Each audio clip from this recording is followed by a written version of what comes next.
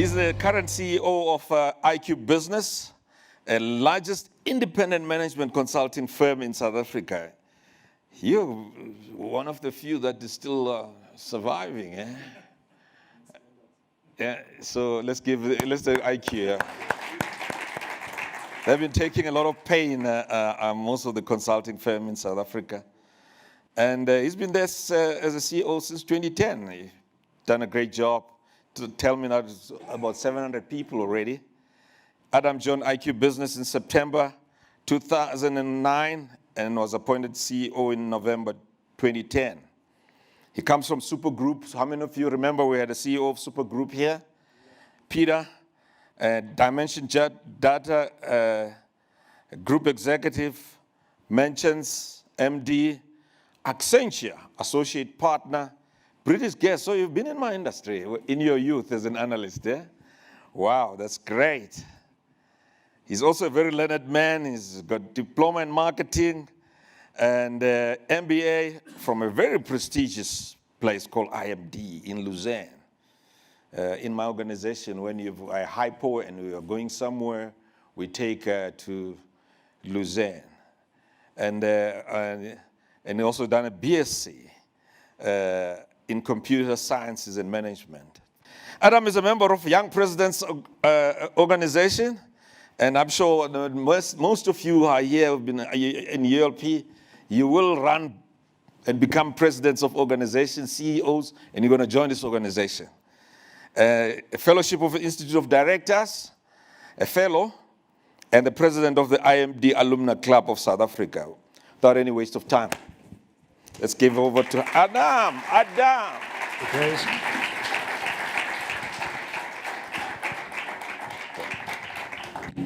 Thank you.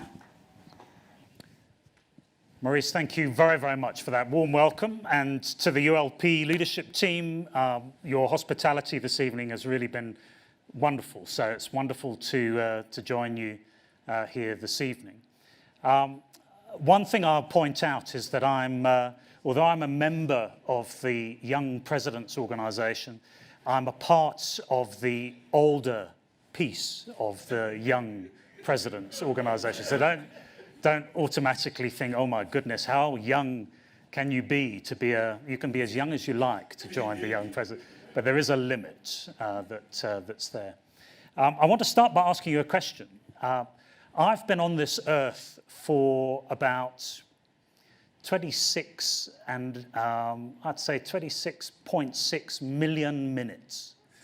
How old do you think that makes me at this point? Because I've been given 40 minutes to talk about my life of 26.6 million minutes, which means that for every minute that I have, I've got to cover 600,000 or so minutes per minute. So I will try to go quite quickly through that. But any guesses in terms of number of years at the back there? Yes. 49. Oh, thank you. I love you to bits. That's really good. But I'm actually 52. But 49 will do. We'll stop there. I quite like the 49. I've just gone backwards by 3 years, which is great. So what I thought I would do this evening is give you an insight into my leadership style, my leadership approach. And clearly at this point, I'm the CEO of a 700-person strong organization, but I've been involved in larger organizations. It's really fun to be in a privately owned business rather than a listed company, I would say, at this point. And I wanted to give you a bit of context. By now, you've probably fathomed that my accent is not entirely local, and Maurice did blow my cover earlier on, that originally I was from England. But I do want to point out, under a statement of full disclosure, that on Saturday there was only one team that I was supporting, and that gentleman over there is wearing the same colour top that I was wearing, because I have a principle if I have for 22 years lived in South Africa and paid taxes in South Africa for 22 years, I have earned the right to be able to support, and I better support the local team. So what I thought I would do is I would tell you about my entire life, and I want to do that in a way that obviously goes quite quickly at the beginning, but I think it's relevant to give you the context, to tell you where I started in life and how those minutes have whizzed by over time. And in thinking about what I wanted to share with you, I thought long and hard about whether I show you this very special artifact that I've brought with me here. And I don't, in all honesty, share this with very many people. I've shared it with my family. I've shared it with one or two others that are close to me. I feel slightly exposed in sharing this with you. It almost feels like having a doctor's examination in public, if you can imagine that. When you walk into the doctor and the doctor says, please take off your clothes and sit in your underwear on the side, and I will come with the stethoscope and check you right now. So this feels like I'm in a very personal situation that normally is just me and the doctor. Well, there isn't. There's a few close friends. Well, hopefully by the end of this, we'll consider you'll be closer to me because you'll know something about me. I won't know so much about you, I don't think. So the artifact that I wanted to share with you is a wonderful work of art. Don't you think it's a wonderful work of art? The Seven of Hearts. It looks like something that my kids might have produced. It's actually something that I created in a rush. I did this, in fact, when I was 49, and I went away for about 5 days, with a group of 16 CEOs. And we went away on a mutual exploration called Purpose Quest. And at the age of 49, I decided that I needed to understand why I am here as a human being. I had never really explored the why question. And that was brought on by the process that I had gone through at my company and led the company through defining our why or our purpose as an organization. And the 16 CEOs that I went away with were all members of the Young Presidents organization. And I knew probably 5 of them, and the rest of them were complete strangers. And we went through a process over the 5 days of engaging very directly with each other, as well as spending a lot of time in individual sessions, alone, thinking and engaging. And this is the product of 5 days of thinking. It's very meaningful to me. So let me share it with you. And the product is, as you can see, I drew it as the Seven of Hearts. And the reason that I did that is when I started to think about my life at the age of 49, I realized that I had gone through 7 cycles of 7 years, and that I was at the end of the 7th cycle at 49. And the reason why I started to think about my purpose and my why is that I was beginning to think about, well, what's next? Where am I going to? And it was important to me to reflect back and think back. And when I thought about my life in 7-year cycles, it became apparent to me, just like if you look at a card, the 7 of Hearts, there are 7 hearts where the heart is in the right position. And at the bottom of the 7 of Hearts, there are 2 hearts that are upside down. That's just the nature of a 7 of Hearts.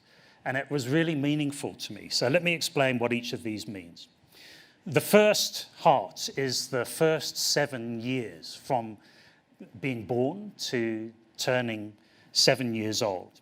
And if we believe that we do go through these 7-year cycles, and you'll get the gist of this as I go through, one's body, one's mind, one's spiritual awareness changes and adapts every 7 years. So you can think as we go through this about where you are in the 7-year cycles. Those first 7 years are what I would frame and refer to as the early childhood development stage. They're vitally important. That's when we learn as human beings. That's when we learn to walk, learn to speak, learn to eat with a knife and fork, learn to study or to love, and so many things happen in those first 7 years.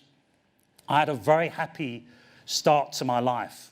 I'm one of 4 children. I have an older brother who's 2 years older than me, and I have a younger brother, and the youngest in my family is my sister. And she happens to be 7 years younger than me. So as I was 7, then my sister Hannah was born. Then let's move to the second of the 7-year cycles between the ages of 7 and 14. And these are the years that character is formed. Very, very important. Character of your, it's when you start to take an identity.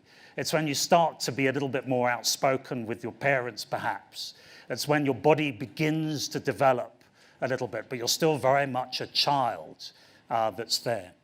My second period of 7 years was not the most happiest. It's actually here at the bottom of the 7 of hearts. It's the first heart that was spun upside down.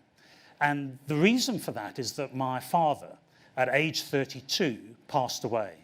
Very, very young, very, very early, with 4 children, and my mother left with those 4 children to bring up the kids. So not a happy time for us as siblings, and certainly had a major impact on my character, on the years that I was forming and developing. We then moved to the third of the 7 of hearts, and I'm sorry to tell you that it's another heart that was spun upside down. At the age of 17, as I was studying for what my son, who's 18 now, he's doing his matric at the moment, I was studying for my matric or my A-levels in the UK, and my mother passed away at age 44. It was really at that stage with I was 17, my sister was only 10 years old, and my older brother's 2 years older than me. So to be orphaned and to be left alone was a really pivotal point in my life. That third period is what is referred to often as that maturity phase. Between 14 and 21, so much happens from a maturing perspective. One begins to grow up, to become an adult, to aspire to step out and stand out, to think about adulthood, turning 18, turning 21, those really pivotal, significant years in our lives. And again, I felt really set back at that point. If I'm really honest with you, and I pause for a moment, as I was undertaking my studies, to leave high school, I was thinking about going to university. And quite honestly, the disruption of having lost both of my parents really affected my studies. And if anything, it was an excuse that I could use, and I used it as an excuse. And I got to the stage of completing my studies, and I wanted to go to university, and I hadn't got the grades that I needed. And a teacher at my school, who had become very close to me through the loss of my mother, had encouraged me to engage with the company that you saw at the bottom there, British Gas. Because British Gas offered internships. British Gas was, in the UK, is what I would say is the equivalent of ESCOM in South Africa. So they were offering internships, and they were saying, please come and be evaluated for an internship. And I was very, very lucky. I was very lucky because they offered me an internship, and they offered me sponsorship to pay for my university. I couldn't have afforded to go to university. In fact, I was the first member of my family to go to university, and we have quite a big family. So I was very lucky. And what that meant was the British Gas said to me, before you go to university, come to the business and come and work for a year before you go off to university. And because I hadn't got my grades, I was very lucky that my mentor at British Gas said to me, leave it with me, I will speak to the university. And he did, and he negotiated very hard. He told them that they could see potential and that they were taking me, and they explained my story, and they got me into university. That was one lucky break that I got at the start of my career. And it's worth just reflecting for a moment on, as I ended that third cycle of 7 years, and I entered the fourth cycle as a university graduate at age 21. And I had to go back to British Gas to complete a further year of what had become a 5-year internship. And I went back to meet my mentor at the end of that year, expecting to get a great performance review and super feedback. And he said to me, Adam, you have to leave British Gas. And I sat there, I was absolutely dumbfounded. And I said, what have I done? Have I done something wrong? Is there something wrong with the organization? And he said, there's nothing wrong, but it's now time, after 5 years, for you to go and spread your wings. You need to go somewhere else.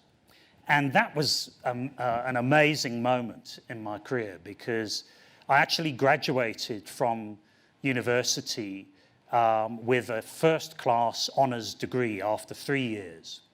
And one of the things that happened to me during university was that I learned how to learn, which was, it might sound a little bit bizarre, but all the way through my school years, I'd kind of coasted through, I'd done enough to do what I thought I needed to do, and it was only when I got to university that I discovered that I really could achieve great things.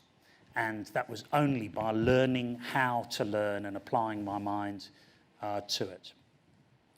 So the fourth cycle between the ages of, obviously, from 21 to 28, and that's the period that we'll call the refinement period. That's the period in one's young adult life where all those first 3 building blocks start to build a little bit more momentum. And I started to earn a decent salary, and I started to travel internationally, and I started to get trained because I joined at that stage Anderson Consulting, which is now called Accenture. And off I went to Chicago for the first time to be trained at the training facility there. And I really felt impassioned by the business that I was working in and the opportunities that I had and that were afforded to me. And between those ages, from 21 up to 28, that refinement really started to happen. And indeed, at the age of 28, I resigned from Accenture, and I decided to go off to study my MBA. And one of the partners who was my mentor at Anderson Consulting, or Accenture today, had said to me that he felt that I should go and study and get my master's. And I looked at all the different business schools. I looked at going to the US, going into parts of Europe and the UK and elsewhere. And I chose the school in Switzerland because it was made up of 82 participants in the program that were from 38 different nationalities around the world. What an amazing mix in a room full of people like this, where there are 38 nations that are represented, the dynamics, the conversations, the differences, the different races, the different backgrounds, the different experiences. And I went to Switzerland and studied through the program, and one of those classmates was from South Africa. And we became very close classmates, and we decided that we would embark on a joint project.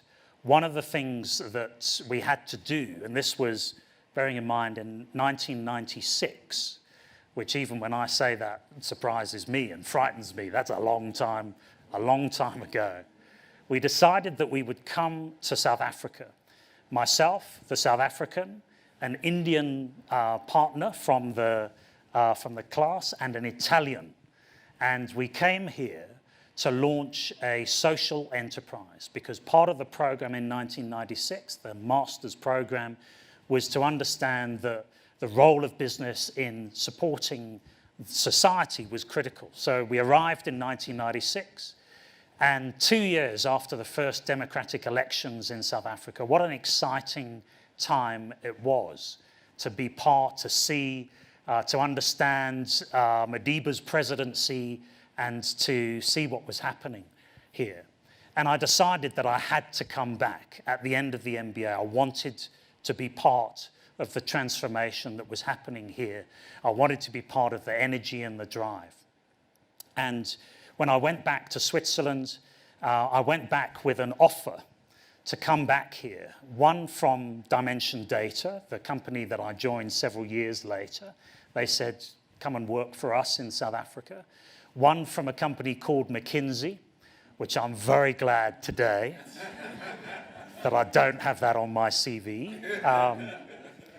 And one from Accenture or Anderson Consulting, who said, why don't you come join us in London, and we'll send you to South Africa for 2 or 3 years, and you can come and work for us in Johannesburg and learn about the environment and the situation and work here. And so that was the option that I took. And I came to South Africa to engage in work here for maybe 2, maybe 3 years. And towards the end of that time, I really began to love what we had experienced here. I'd married my wife at that point, so things were getting very exciting, because we're in the next cycle, the 5th cycle, between being 28 and 35, which is really the creative cycle, the creative 7 years. And I say that for a number of reasons, because lots of scientists have said that's when we are at our most creative, between 28 and 35. And indeed, my wife and I got married, and we had our first child. That's pretty creative at that point. Very, very important. And in fact, we then had our second child, my daughter, and a really wonderful experience and period for us. One of the experiences I had, though, when I first came to South Africa, was I went out to a client at ABSA, and I think we all know ABSA, and this was in 1997, and one of the executives at ABSA said, it's wonderful that you're here. I want you to come to my home and have a braai. And I said, well, that's amazing, but what's that? What's a braai? Braais in the UK are called barbecues. But anyway, he invited me to his home in Pretoria and said, I want you to come and meet my family and have a braai. And I went there to his home, and while we were sitting at the table after we cooked the food and we were sitting down, the executive said to me, so Adam, what gun do you have in South Africa? And I said, I put my knife and fork down and said, excuse me, gun? He said, yes, what gun? I'm just interested to know, you've been here now for a year. You've obviously got a gun. And I said, I don't. Why would I need a gun? I said, I don't have a gun. And he put his knife and fork down and he said, my goodness, you've come all the way here from Johannesburg to Pretoria. You drove here and you don't have a gun. And I said, I don't. And he said, come with me. And he marched me off back into the back of his house, and he unlocked this great big door and flung it open, and there was the bat cave. I looked inside, And there was the hunting rifle, the shotgun, and then a wall of guns. And he said to me, choose one. Choose one. You're not leaving my home without a gun. It's unsafe. I feel guilty that I've brought you here and you don't have a gun. And I said to him, if I took one, I wouldn't know what to do with it. So please, it's very kind of you, but if it's all the same, I won't take a gun. And I'll assure you, I still don't have a gun. If I felt that I needed a gun to live here, then I wouldn't live here. But those kinds of bizarre stories or experiences that then led through my life to a change that I made. And the change that I made was that I accepted the job that I'd been offered by Dimension Data. And I joined Dimension Data in the year of 1999. And I know that's also still a long time ago. And Dimension Data was a listed company in South Africa on the Johannesburg Stock Exchange. And I was the first non-South African member of the executive team. And my colleagues at Dimension Data used to talk about me as a pommie, or as, I won't say all of the derogatory remarks that they used to refer to, but they used to engage with me quite differently because I wasn't schooled or educated in South Africa, and I was learning lots of new things. I learned lots of swear words in Afrikaans, and usually those were pointed at me in some shape or form. I knew when those were being used inappropriately, I must say.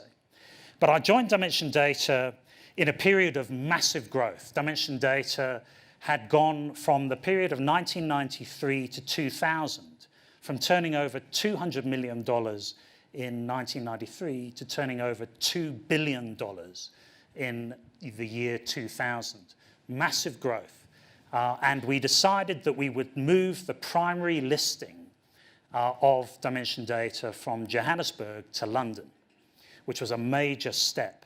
And at the time, the internet bubble, the millennium crossover, all of the IT-related challenges and changes were happening very, very rapidly. And when we moved the listing to London, we entered what's called the FTSE 100, which is the top 100 of listed companies that are there. And we entered at level 55 on the FTSE 100. And we knocked off the bottom because there can only be 100. So who became number 101 was Rolls-Royce. That was a major moment. I remember the night at Data in the bar when we celebrated the fact that we had a bigger market capitalization than British Airways. And they owned lots of planes and things, and we were just a technology services organization, and Rolls-Royce were off the FTSE 100. Well, I can tell you it was very short-lived, very short-lived, because within a year, the internet bubble had got to a point where it expanded massively, and Dimension Data's share price rose all the way to £10 on the London Stock Exchange. And when the bubble burst, it dropped from £10 to 11 pence. 11 pence. That's a 99% shareholder value destruction. In today's terms, that's more than Steinhoff, to put it into context. As a result of that, we wrote off of the balance sheet, $4.5 billion. That's just about as much as Cecil has spent over on the Lake Charles project, just to put that into context. It's a big number. When you multiply that by 15, it becomes a lot in rands. And I remember the first year that the 702 Walk the Talk, if anybody has done that, I decided to go and do the Walk the Talk. And I took my little dog with me to do it, and I didn't really think about it, but I wore a T-shirt that I'd worn many times, and on the back of the T-shirt, it had the big green triangle of Dimension Data. And as I was walking along in the crowd, I could hear people saying things, shouting and things. And I knew some of the South Afrikaans expletives that were being used. And I realized it was me that they were talking about because I had dimension data. And then somebody spat at me on the back of the legs, and they cursed and they said how much money they had lost because of the crooks at Dimension Data that had destroyed so much value. And it really was a pivotal moment in life. And very quickly, Dimension Data moved into a diabolical situation in terms of the pressures that we faced. We were operating in countries around the world, 48 countries around the world, and our listing had crashed. We were in a diabolical situation. I was 32 years old when that happened. And one of the most interesting moments was seeing the group executive for sales and the group executive for marketing who told me they were resigning, they were leaving. And at the age of 32, one has a little bit of gusto. What would you say? Chutzpah, or a little bit of gusto. And I decided to go and have a meeting with Jeremy Orge, who was the chairman and chief executive at Dimension Data. And I said to him, Jeremy, I'm here to offer myself to take over the roles of group executive of sales and marketing. I know that the two executives are leaving, and I would like to offer myself to take over the job. Well, what do you think he said to me at that point? It wasn't very flattering, I can tell you. It started with an F and finished with an O. And he told me to get the hell out of his office. So I did. I got up and I walked out, and there was the sales and marketing director. They knew that I was going in there, and they said to me, how did that go? I said, not exactly as I planned. And then 2 weeks later, I was surprised that I got a call from Jeremy's PA, who said, please, Jeremy wants to see you right away. So I walked into his office, and he was sitting in exactly the same position that I'd left him in behind his desk. And he didn't look very comfortable. And he raised his head up from his desk, and he looked at me, and he said, Adam, you've got the job. Now, F-O out of my office right now. And I left, and I had the job at 32 years old, as group executive of sales and marketing of a $2.5 billion turnover company with operations in 48 countries around the world. And I realized it took me about a month to realize why I got the job. And there's a very good reason. Nobody else wanted the job. It was a diabolical time. I realized that the average tenure of a sales and marketing director in the technology industry at that point in time was a maximum of 6 months, because it was really tough in the market. And cutting a long story short, I held the job for 6 years. And over those 6 years, we doubled the revenue line from $2 billion to $4 billion in a period that was really, really tough. But in order to do that, I was spending up to 200 days a year flying to 48 countries around the world to be with the teams, to engage with our partners. And bearing in mind, my kids were very young in their own early childhood development phase that my wife had to supplement. If I'm not there, then that was a pretty tough period. And what I realized after 6 years, and let me tell you, I loved my job. The experience of having a round-the-world ticket that I literally would take off from Johannesburg, fly to London, fly to San Francisco, fly across to Singapore, visit Hong Kong on the way, go through a whole series of cities and then back. And sometimes I would be away for 2 or 3 weeks at a time. And indeed, at one stage, I moved to the UK. My family were here, and I used to spend 3 months of the year in the UK operating from there, flying, because it was quicker and easier to do that. My family would then come and see me and fly up to see me there. And I became a tax exile, because if you spend 182 days out of your country during a year, for 3 months of which have to be where you don't come back, you pay no taxes. That's pretty good, isn't it? I mean, I thought that was fantastic. It was really a super thing. My family didn't think very much of that. And indeed, I came home from a 3-week trip. I walked through the gate to my home. As I walked through, my dogs came running towards me, and they attacked me around my legs. And I thought, well, geez. And I walked into the house, and there was my wife and my 2 young kids. And my wife attacked me in the house, not with a knife or anything, but she laid into me to say, Adam, when you're away, we have a routine. When you come back, you're disrupting that. So either be part of our routine or have your own routine. And believe me, as I was traveling through airports around the world, I used to meet lots of marketing and sales directors from other companies, and every single one of them that I met was divorced. And I decided I can't do that any longer. So I left Dimension Data, and I was in a period between the ages of 35 to 42, which is a pivotal period. That's known as the restlessness period. It's quite interesting because I only thought about it afterwards. I was very restless in that time.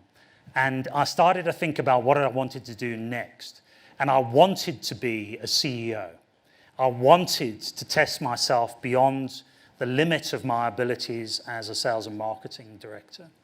And I joined Supergroup, the industrial conglomerate. And I joined Supergroup in 2008, when, having completed the turnaround at Dimension Data, and I saw Supergroup, that was also a listed company, with their price coming off, not as much as Dimension Data, but I thought, this looks like a turnaround situation. And I've learned how to do a turnaround. Let me go and do another one. And I joined as the Chief Operating Officer, with a view that I would then become the Chief Executive of Supergroup. And again, I was there for about a month, and I realized very quickly that the turnaround was much deeper than a turnaround. It was a rescue, because Supergroup turned into a diabolical situation. We had to restate our financial accounts for 2 years prior. And when that happens, all of a sudden, all sorts of financial implications, covenants, and other issues begin to come into focus. And you know, at the moment that we're on a negative watch with Moody's as a country. Well, if you have a bond inside a company, then that bond is rated by one of the 3 international rating agencies. And I'll never forget the day. We had a bond of 600 million rand inside our company. And on that day, having restated our financial results for 2 years prior, Fitch called us up and said, we're re-rating your bond to junk. And within 24 hours, as well as having a bond for 600 million, we had short-term funding for our overdrafts of about 350 million. We had 14 banks arrive in our reception and tell us that the terms on our overdraft have just changed. They were 1-year terms. They were renewable terms over 1 year. And they said, those terms have now become 24 hours. You must repay 350 million rand within 24 hours. And when you have 14 banks standing in your reception, I guess the first question you can ask is, well, who would like to go first? Form a queue.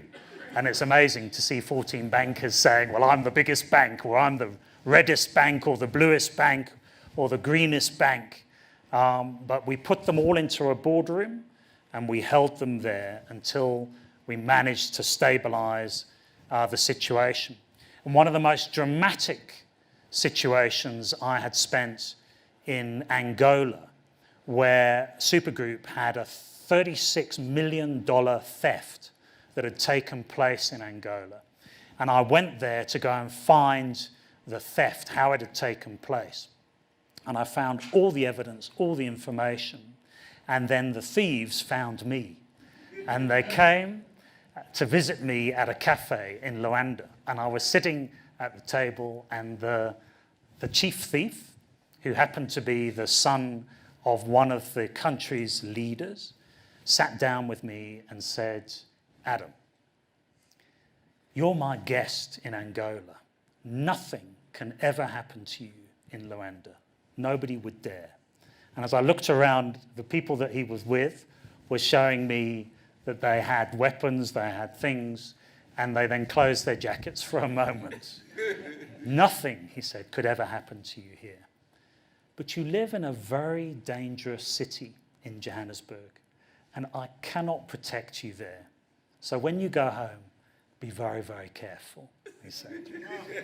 So it's amazing to think that for 10,000 Rand in Johannesburg, you really can take somebody out. And I decided that I was doing something very foolish or foolhardy, where I was almost treating the money like my own and the situation like my own, and it was not. And it was at that point that I decided that I should leave Supergroup. And I don't know when Peter was here, if he told you how deep that challenge became, because one of our colleagues, about a month later, was murdered, was shot and killed about 1 kilometre from my home. And it really brought home to me that in business, if you construct shady deals, if you cross the line, then you can expect that there will be very, very serious consequences. And then I moved at the age of 42 into the 7th 7, between 42 and 49.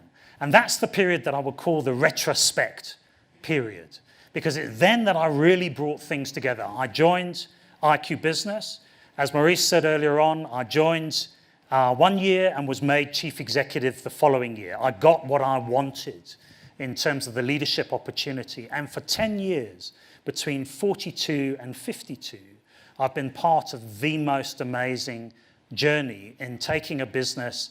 When I joined, it had 275 people, to the present day with 700 people, working all over Africa, the UK, Hong Kong, and elsewhere. Very, very exciting journey and cycle to experience from to the year, I guess, 49 in the retrospect period. What I've found now in the last 3 years that I've reversed from 52 to 49 is that this period, this 8th 7 that I'm now in, is what I would refer to as the spiritual period.